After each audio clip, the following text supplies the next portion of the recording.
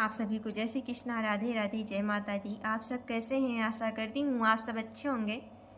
हमारे चैनल में आप सभी का स्वागत है। हम आप लोग को एक सिंदूरदान गीत सुनाने जा रहे हैं। ये गीत आप लोग को कैसा लगा कमेंट बॉक्स में ज़रूर बताइएगा। अगर पसंद आएगा तो हमारे चैनल को शेयर, सब्सक्राइब, लाइक ज़रूर करिएगा। अपना प्यार, दुलार, आशीर्वाद सदा इस बहन पर बनाए रखिएगा। हाथ में सिंदूरा लिहले ऋषि मुनि ठाड़ जी, उठाए दुल्हे रामा करा सिंदूर दान जी, उठाए दुल्हे रामा करा सिंदूर दान जी। हाथ में सिंदूरा लिहले ऋषि मुनि ठाड़ जी, उठाए दुल्हे रामा करा सिंदूर दान जी, उठाए दुल्हे रामा करा सिंदूर दान जी।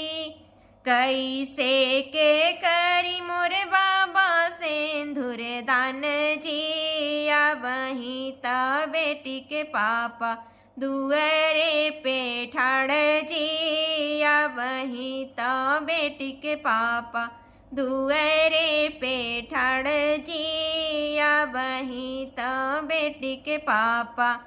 हाथ में सिंदूरा लिहले ऋषि मुनि ठाड़ जी, उठाए दुल्हे रामा करा सिंदूर दान जी, उठाए दुल्हे रामा करा सिंदूर दान जी, उठाए दुल्हे रामा करा सिंदूर दान जी। कैसे के करी बाबा हम सिंदूर दान जी, वहीं ता बेटी के चाचा दुअरे पे ठाड़ जी, वहीं ता बेटी के चाचा दुअरे पे ठाड़ जी, वहीं ता बेटी के चाचा दुअरे पे ठाड़ जी। उठाए दुल्हे रामा करा सिंदूर दान जी, उठाए दुल्हे रामा। हाथ में सिंदूरा लिहले ऋषि मुनि ठाड़ जी, उठाए दुल्हे रामा करा सिंदूर दान जी, उठाए दुल्हे रामा करा सिंदूर दान जी, उठाए दुल्हे रामा करा सिंदूर दान जी।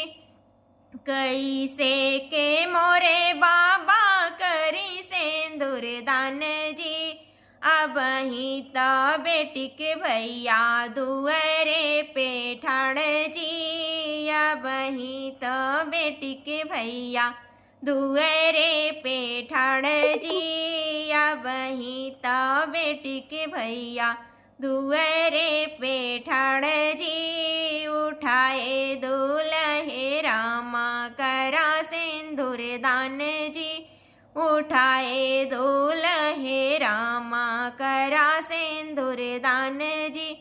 हाथ में सिंदूरा लिहले ऋषि मुनि ठाड़ जी, उठाए दुल्हे रामा करा सिंदूर दान जी, उठाए दुल्हे रामा करा सिंदूर दान जी, उठाए दुल्हे रामा करा सिंदूर दान जी, उठाए दुल्हे रामा करा सिंदूर दान जी।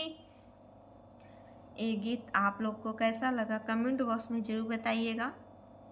फिर मिलेंगे अगले वीडियो में। तब तक के लिए जय माता दी, राधे राधे, जय श्री कृष्णा।